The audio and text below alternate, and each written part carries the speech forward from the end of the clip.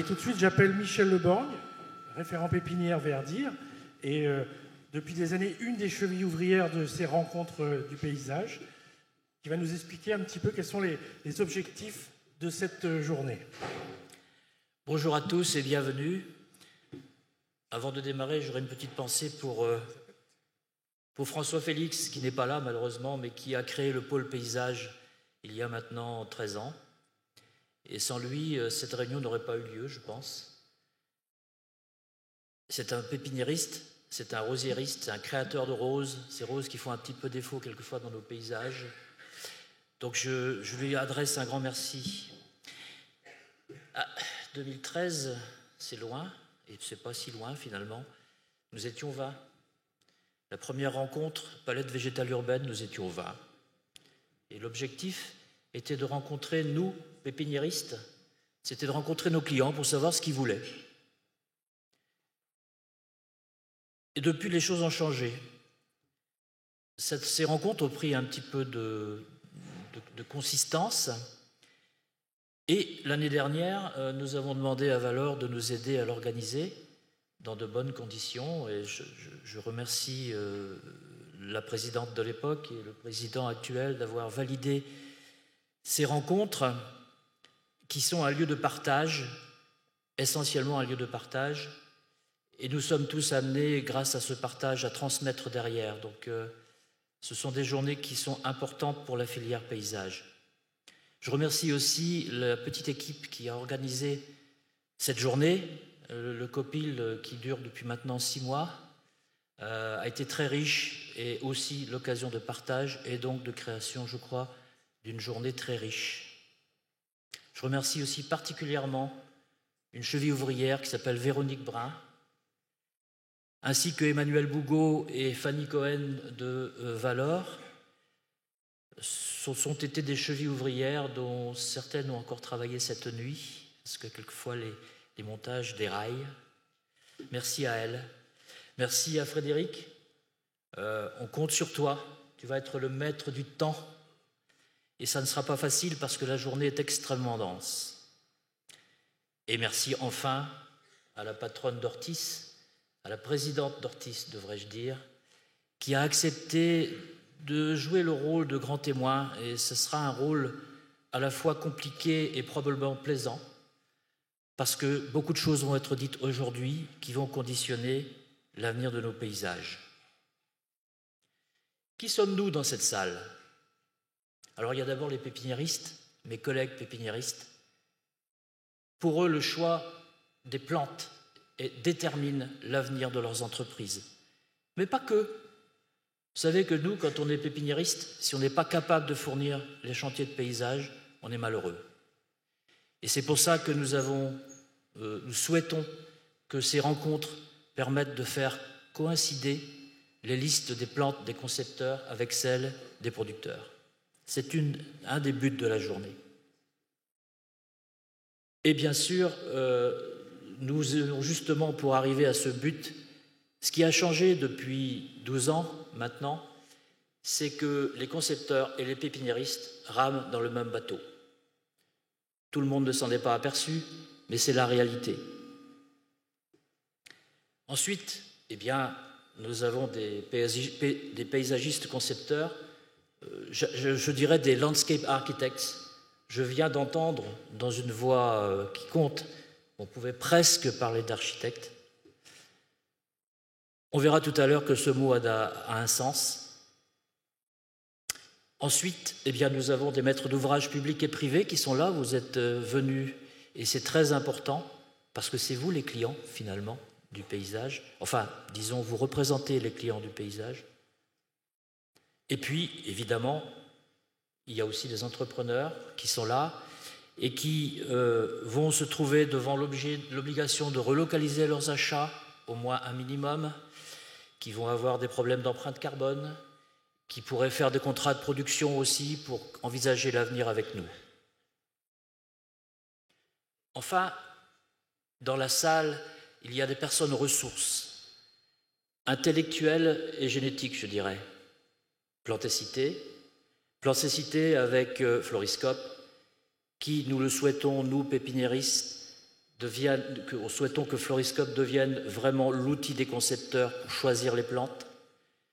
Il y aura de gros travaux à faire, on le verra tout à l'heure, notamment pour décrire les plantes avec des critères précis. Et on a vu déjà, puisque Plantécité coordonne des projets comme AVEC et Sésame, on a vu avec AVEC très récemment qu'établir des critères pour définir des plantes, ce n'était pas évident. Et que ces critères deviennent absolument indispensables dans le cadre du changement climatique. Il y a Astrédor, bien sûr, qui nous aide par ses essais et par la formation, il ne faut pas oublier ça. Nous avons aussi des producteurs dans la salle qui, sous le label Plante Bleue, exploitent la marque végétale locale. Nous aurons besoin de cette traçabilité de plantes sauvages qui vont rentrer dans les paysages urbains et qui probablement devront retourner aussi en migration, j'ose à peine le dire, dans la nature. Je voudrais citer aussi le CCVS, parce que le CCVS, c'est une ressource de génétique qu'on n'utilise vraiment pas assez. Nous en aurons besoin, nous en aurons vraiment besoin. Et puis, les écoles du paysage aussi sont représentées, et c'est très important qu'elles soient là. J'espère qu'elles seront d'année en année encore plus nombreuses, parce que la formation des jeunes concepteurs, ou des futurs architectes peut-être à ce moment-là, eh bien cette formation conditionne leur choix de palette végétale pour que les chantiers de paysage soient des chantiers dynamiques et qui s'adaptent bien à nos nouveaux environnements. Et pourquoi sommes-nous là ? En 2012, c'était comme une vulgaire négociation client-fournisseur. Un fournisseur négocie avec son client pour savoir ce qu'il veut. À l'époque, on parlait de forme, on parlait de couleur, on parlait de quantité. On se demandait même pourquoi certains étrangers vendaient mieux que nous, on ne savait pas. C'était l'intention première. Et à cette époque-là, d'ailleurs, je ferai remarquer qu'on abattait force tilleul, érable champêtre, orme, parce que là, malheureusement, il n'y en avait plus beaucoup, merisier, charme, toutes plantes qu'aujourd'hui sont devenues absolument indispensables, paraît-il, pour faire un paysage. Et puis, il y a eu une prise de conscience que je situe 2018-2025, dans cette période récente, où on a commencé à s'apercevoir qu'il y avait une transition, que le climat, tiens, il avait l'air de changer. Mais bon, c'était pas grave, c'était qu'une transition et puis ça se voyait pas trop. Et puis là, depuis 2-3 ans, on n'est plus dans la transition, on est dans le changement. Et plus récemment, vous voyez que les choses s'accélèrent, on est carrément dans le changement et les dérèglements. Dérèglements qui sont des phénomènes violents, qui impactent énormément tous les paysages, que ce soit ceux de la ville, de la campagne, de la forêt ou la vraie nature. Et puis, le premier réflexe dans cette évolution, ça a été de dire, bon, on va copier la nature en ville, hein. On va faire rentrer la nature en ville, tout ira bien, et puis on va avoir de la biodiversité, et puis tout ira bien. Et puis ça aboutit malheureusement à des listes qui sont très restreintes et qui n'ont rien à voir avec de la biodiversité. Et puis l'année dernière est apparu un nouveau concept, enfin plus qu'un concept d'ailleurs, une conception, je dirais, une nouvelle conception de la ville qui nous intéresse vraiment. On parle moins d'espaces verts et plus d'infrastructures vertes versus infrastructures grises, bien sûr. Et on est en train de montrer aux élus d'ailleurs que les infrastructures vertes gèrent pour moins cher les infrastructures, les problèmes de la ville. Et là-dedans, je ne sais pas s'il est là, Michael Fayot, je crois qu'il est là, il nous a dit, attention, si vous ne vous occupez pas de ce problème des infrastructures vertes, d'autres le feront à votre place, et certainement moins bien. Mais en fait, les écosystèmes urbains, on s'est aperçu qu'ils étaient très différents des autres écosystèmes, et puisque on considère désormais que ce sont des infrastructures vertes, eh bien, il n'est pas suffisant qu'ils soient résilients. Ils doivent être robustes, Monsieur le maire, nous allons faire une infrastructure verte, mais on ne sait pas trop si ça va marcher. Ah, attendez, nous, on veut que ça marche. Et donc, la palette végétale au centre de ces fameuses infrastructures, il faut qu'elle soit absolument robuste. On verra tout à l'heure qu'il y aura de la casse sûrement, mais globalement, elles doivent assurer les services attendus des écosystèmes urbains. Alors on a une certitude, il y aura de la casse. Il y aura de la casse, c'est évident, il y a déjà de la casse. Il y a déjà de la casse, mais il y en aura encore. Et c'est pour ça qu'on peut aussi dire aujourd'hui que la palette végétale, c'est une forme d'assurance. C'est une assurance sur l'avenir. Quand on veut s'assurer, on multiplie les cotisants. Et notre problème aujourd'hui, c'est d'élargir au maximum la génétique. La génétique, c'est le devenir des plantes, et c'est aussi leur capacité à s'adapter. Et puis, eh bien, dans la diversité, si de temps en temps, il y a des plantes qui ne suivent pas, eh bien, tant pis, les autres seront là. Et de ce côté-là, les concepteurs nous aident, puisqu'aujourd'hui, on ne fait plus des alignements de 50 arbres pareils. On crée des espaces verts avec des strates, enfin, je veux dire, et des diversités génétiques très intéressantes. Et pour finir ce sujet-là, je dirais que nous sommes là parce qu'on est tous ici des responsables de l'avenir de nos villes. Et pour moi, dans ma tête, responsabilité, ça veut dire liberté. Liberté, ça veut dire responsabilité. Et là, nous sommes deux métiers en tête. Il y a les concepteurs, évidemment, le choix qu'ils vont faire pour les villes de demain en matière d'infrastructures vertes doivent être des choix robustes qui vont effectivement remplir un certain nombre de services. Et s'ils ne veulent pas se tromper, il va falloir qu'ils connaissent bien les plantes. Et de notre côté, nous producteurs, et si les plantes ne sont pas là, on ne peut pas faire de paysage. Et les plantes de demain, eh bien, il faut justement que nous soyons au rendez-vous pour les fournir. C'est aussi une des raisons de cette journée. Voilà. Eh bien, nous sommes tous là pour muscler nos raisonnements, nos gestions, et je pense que cette journée va remplir cette fonction. Et pour aller vite, parce que je ne voudrais pas, on a pris un peu de retard, ce qui est clair entre nous, et désormais d'ailleurs au-delà, je pense, la transition est finie, nous devons accompagner le changement et essayer de limiter les dérèglements ou les effets des dérèglements. Novembre 2024 est le 16e mois sur 17 consécutif où la température est supérieure à 1,5 degré par rapport à la période pré-industrielle. 16 mois. C'est énorme. Ce changement, il n'est pas linéaire. On a vu qu'il était aussi dérèglement et voire même chaos. On voit quelquefois la nature traverser la ville. C'est un peu ce qui s'est passé à Valence, ce qui s'est passé dans le Var. C'est pas normal. Alors, évidemment, on s'est aperçu aussi que la robustesse de ces écosystèmes urbains, eh bien, il résidera dans leur grande biodiversité. Et derrière le mot biodiversité, il y a vraiment un sens profond.